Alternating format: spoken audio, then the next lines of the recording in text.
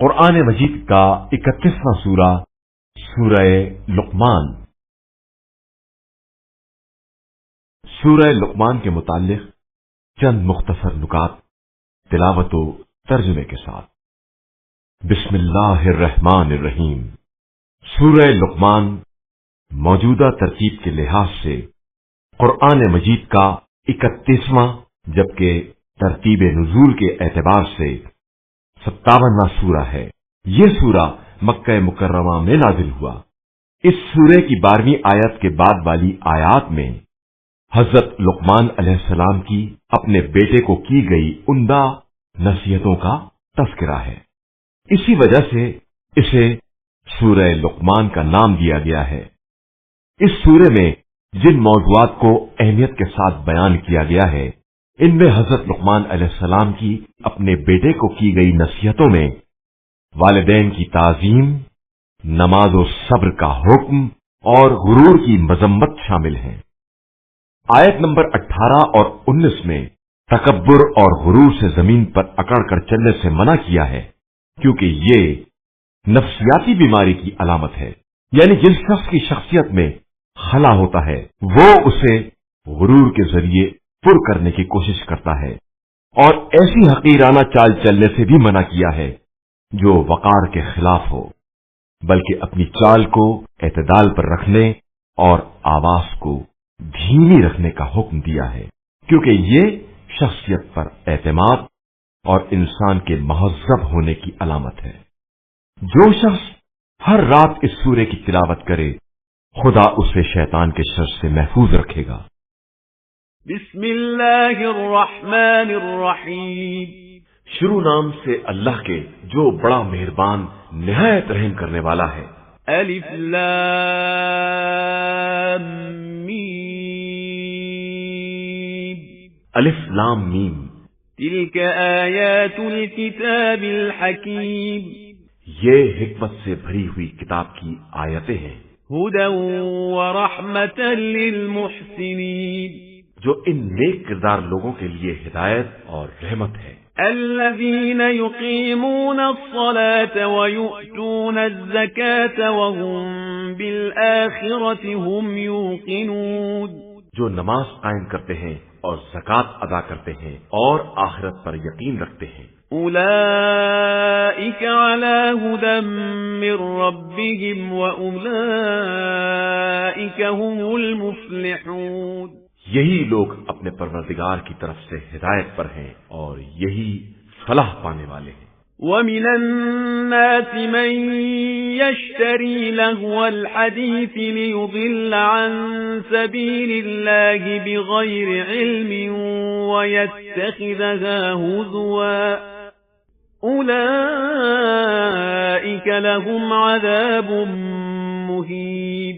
لوگوں میں ایسا شخص بھی ہے جو محمل باتوں کو خریدتا ہے تاکہ ان کے ذریعے بغیر سمجھے بوجھے لوگوں کو راہ خدا سے گمراہ کرے اور آیات الہیہ کا مذاق اڑائے۔ در حقیقت ایسے ہی لوگوں کے لیے دردناک عذاب ہے۔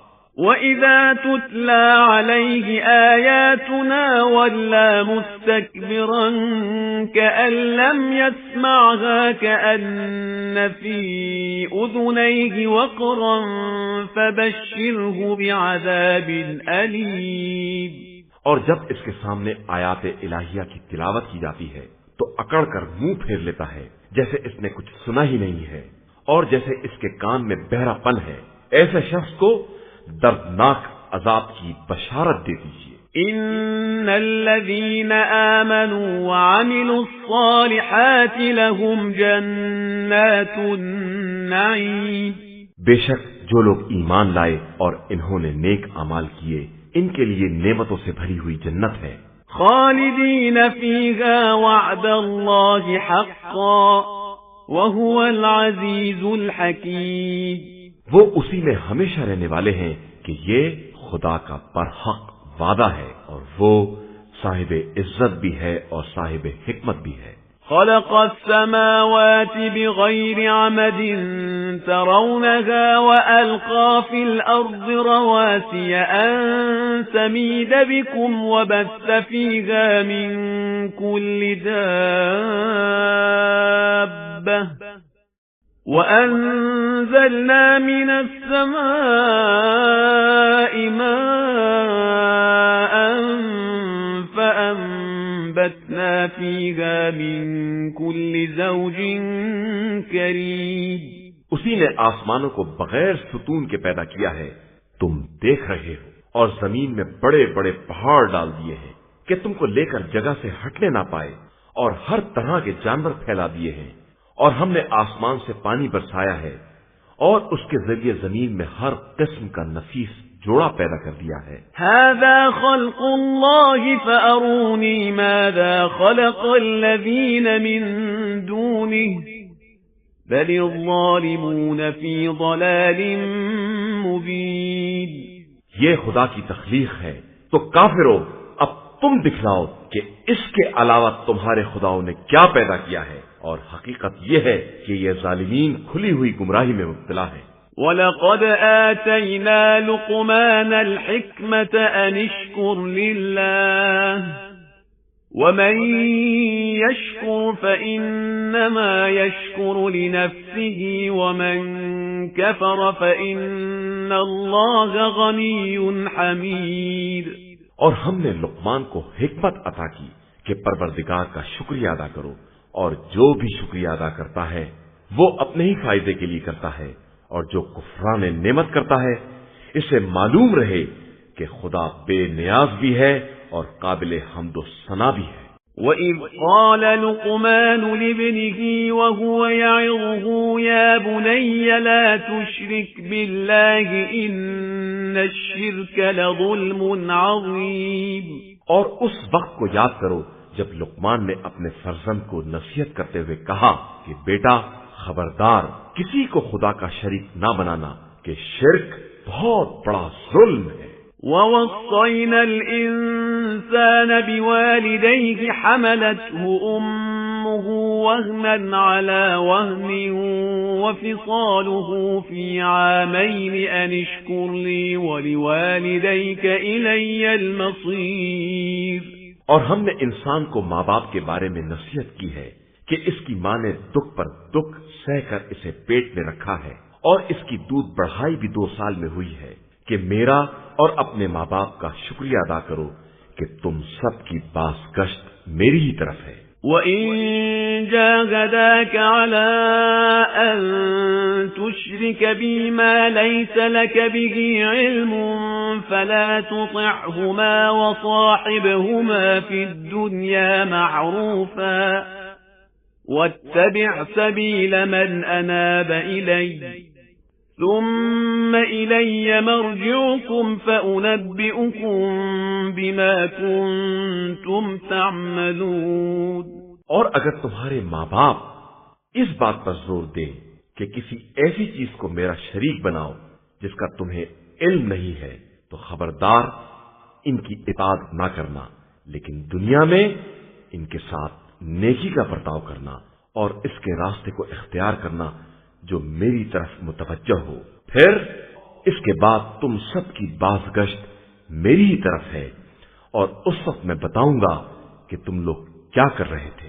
يا بني إنها إن تك مثقال حبة من خردل فتكن في صخرة أو في السماوات أو في الأرض يأت بها الله إن الله لطيف خبير. بیٹا، نیکی یا بدی ایک رائی کے دانے کے برابر ہو، اور کسی پتھر کے اندر ہو، یا آسمانوں پر ہو، یا زمینوں کی گہرائیوں میں ہو، تو خدا روز قیامت ضرور اسے سامنے لائے گا کہ وہ لطیف بھی ہے اور باخبر بھی ہے. یا بنی اقم الصلاة وأمر بالمعروف وانه عن المنکر واصبر على ما أصابك ان ذلك من عزم الامور. بیٹا، نماز قائم کرو، نیکیوں کا حکم دو، برائیوں سے منع کرو، اور اس راہ میں جو مصیبت پڑے اس پر صبر کرو کہ یہ بہت بڑی ہمت کا کام ہے۔ ولا تصعر خدك للناس ولا تمش في الأرض مرحا إن الله لا يحب كل مختال فخور۔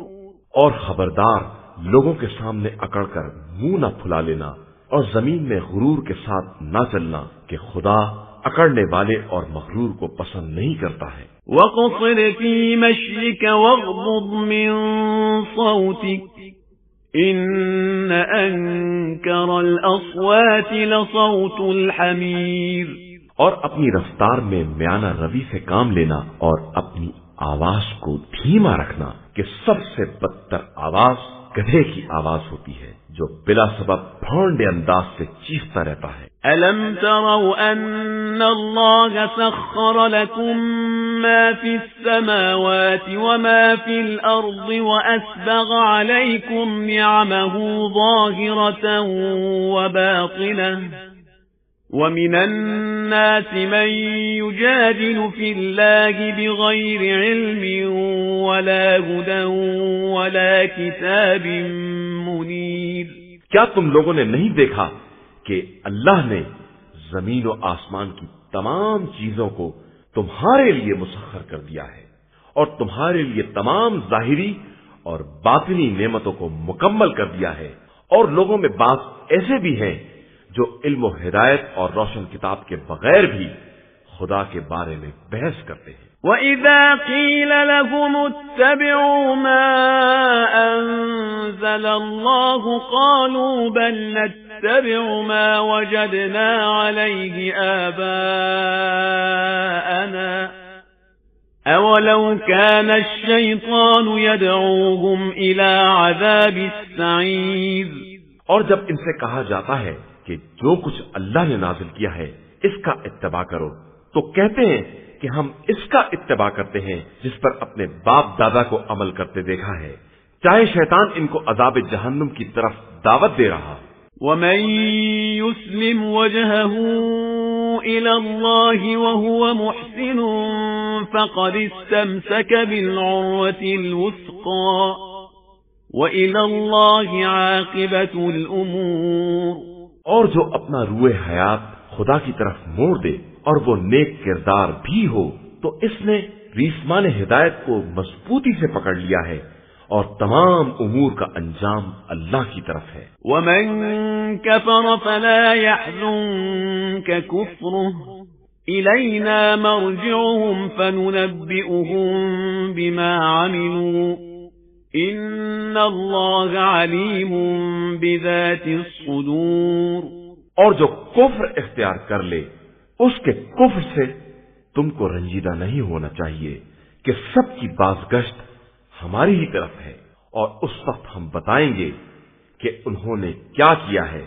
بے شک اللہ دلوں کے رازوں کو بھی جانتا ہے۔ نُمَتِّعُهُمْ قَلِيلًا ثُمَّ نَضْطَرُّهُمْ إِلَى عَذَابٍ غَلِيظٍ۔ ہم انہیں تھوڑے دن تک آرام دیں گے اور پھر سخت ترین عذاب کی طرف کھینچ کر لے آئیں گے۔ وَلَئِن سَأَلْتَهُم مَّنْ خَلَقَ السَّمَاوَاتِ وَالْأَرْضَ لَيَقُولُنَّ اللَّهُ قُلِ الْحَمْدُ لِلَّهِ بَلْ أَكْثَرُهُمْ لَا يَعْلَمُونَ۔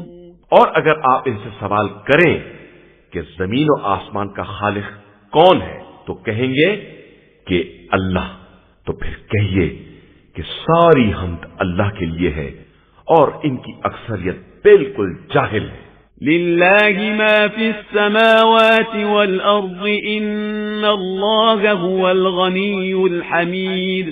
اللہ ہی کے لیے زمین و آسمان کی تمام چیزیں ہیں اور وہی بے نیاز بھی ہے اور قابل ستائش بھی۔ ولو أن ما في الأرض من شجرة أقلام والبحر يمده من بعده 7 أبحر ما نفدت كلمات الله إن الله عزيز حكيم. اور اگر روئے زمین کے تمام درخت قلم بن جائیں اور سمندر کا سہارا دینے کے لیے 7 سمندر اور آ جائیں تو بھی کلمات الہی تمام ہونے والے نہیں ہیں.